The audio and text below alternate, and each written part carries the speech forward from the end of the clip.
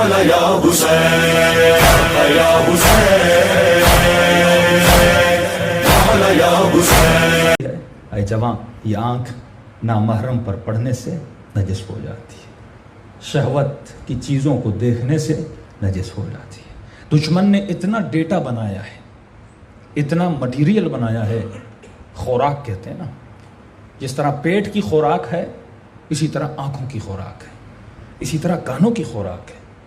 کانوں کی خوراک یہ گانے، آوازیں، نوحہ، قصیدہ، قرآن کی تلاوت، جتنی بھی وائس ہے یہ خوراک ہے کانوں کی. جتنی بھی تصویریں ہیں، پکچرز ہیں، موویز ہیں، ڈراماز ہیں، بکس ہیں، یہ ساری خوراک ہے آنکھوں کی. جس طرح کھانے پینے میں حرام خوراک بھی ہے، حلال خوراک بھی ہے.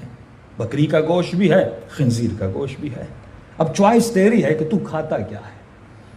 جیسا کھائے گا ویسا بنے گا. اسی طرح جب تو انٹرنیٹ کے میدان میں، میڈیا کے میدان میں جاتا ہے، ہر طرح کی خوراک موجود ہے تمہاری آنکھوں کے لیے. دشمن نے اویلیبل کر کے رکھی ہے. اب یہ تیرا اختیار ہے. دیکھیے چیزیں کائنات میں اصل کمال انسان کیا ہے؟ کمال انسان ہے سلیکشن. آپ سلیکٹ کیا کرتے ہو، یہ آپ کی اوقات ہے، یہ آپ کی قیمت ہے. جو آپ سلیکٹ کرتے ہو وہ آپ کی قیمت ہے. گناہ کو سلیکٹ کیا، آپ کی قیمت وہی ہے جو آپ نے سلیکٹ کیا. لیکن چار تصویریں سامنے آ جاتی ہیں. ایک بدکارہ خاتون کی تصویر ہے، مثال دے رہا ہوں. ایک تصویر کسی خوبصورت باغ کی ہے، ایک تصویر حرم حسین کی ہے. اب اختیار آپ کا ہے کہ آپ کی آنکھیں کس تصویر پہ کلک کرتی ہیں، کس تصویر پہ آپ کی آنکھیں جا کے رک جاتی ہیں. اگر اندر صاف ہوگا، طاہر ہوگا، تو تصویر طہارت پہ جا کے رکے گی. لیکن اندر نجس ہوگا تو تصویر نجاست پہ جا کے رکے گی. اس لیے فرمایا پہلے اندر کو صاف کر تاکہ تمہاری سلیکشن بھی صاف ہو جائے. ہماری سلیکشن میں مسائل کیوں پیدا ہوتے؟ کیونکہ اندر نجس ہے. اب ظاہر برائی برائی کو کھینچتی ہے، اچھائی اچھائی کو کھینچتی ہے. تو اگر وجود اندر سے اچھا ہے تو یہ آٹومیٹیکلی اچھی چیزوں کی طرف کیا ہوتا جائے گا؟ اٹریکٹ ہوتا جائے گا. اور یہ وجود میلا کیوں ہوتا ہے؟ کیونکہ میں نے کہا اگر وجود میں شہوت کا غلبہ ہے. دیکھیے بخار کیوں ہوتا ہے آپ کو؟ کسی چیز کا غلبہ ہوتا ہے، بخار ہو جاتا ہے. سردی یعنی گرمی کا موسم، ایک بندہ سردی سے پریشان ہوتا ہے، کمبل پہنا ہوتا ہے، کیونکہ اس کے وجود کا سسٹم خراب ہو جاتا ہے نا. کسی چیز کا غلبہ ہو جاتا ہے، اب اس کو سردی لگنے لگتی ہے. اسی طرح جس کے اوپر شہوت کا غلبہ ہے یہ بھی ایک طرح کا بیمار ہے.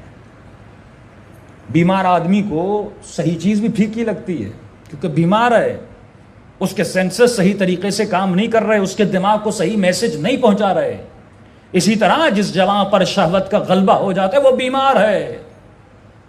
اس حالت میں اسے نہیں پتا لگتا کہ میں کیا دیکھ رہا ہوں. تو جس طرح جسم کی بیماریوں کا علاج ہے، ڈاکٹرز ہیں، اسی طرح شہوت کا بھی علاج ہے.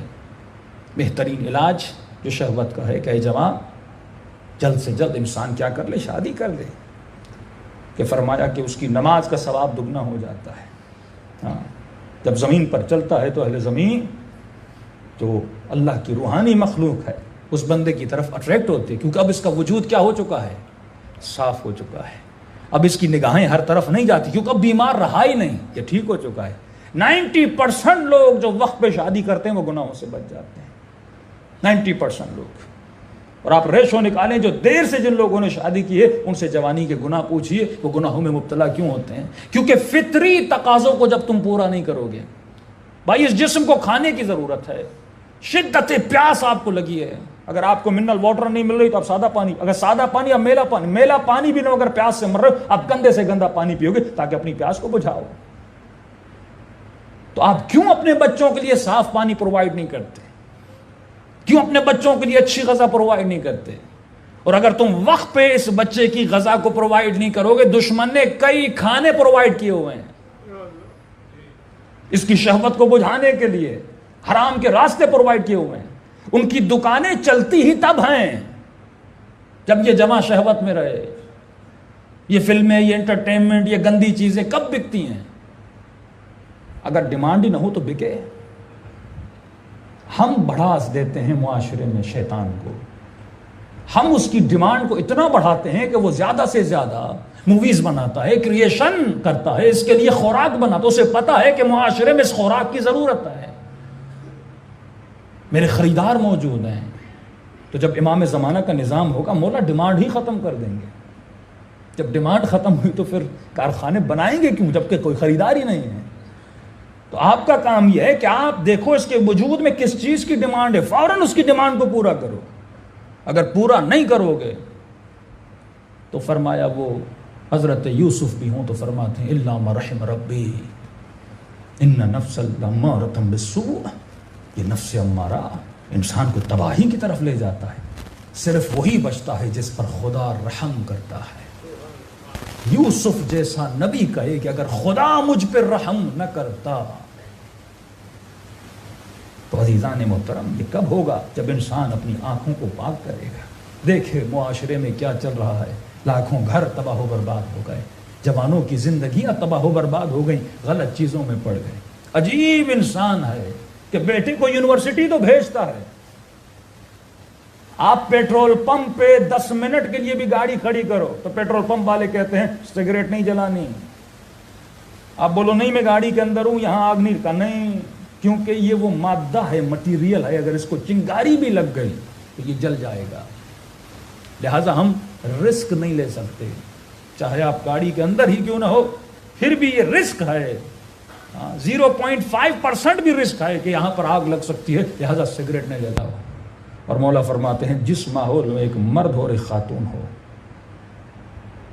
وہ چاہے مسجد کا ماحول ہو، جلوس کا ماحول ہو، یونیورسٹی کا ماحول ہو، اسکول کا ماحول ہو، آپ کے جاب کا ماحول ہو، کوئی بھی ماحول ہو جہاں پہ مرد اور عورت ہے، فرمایا تیسرا شیطان ہوتا ہے۔ نہ خود پہ اعتبار کرنا نہ کسی اور پہ اعتبار کرنا،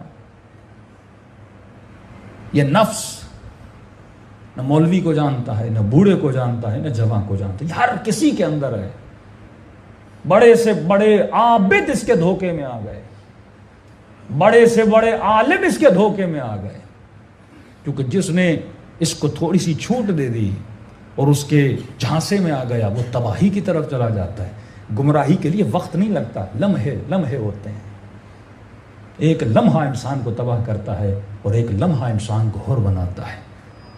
تو اصل ہے کہ بچوں کو یہ سکھاؤ کہ بیٹا جس چیز کو سلیکٹ کر رہے ہو وہ تمہاری اوقات ہے، وہ تمہاری قیمت ہے، اور تم اتنے سستے نہیں ہو کہ خود کو شیطان کے آگے بیچ دو۔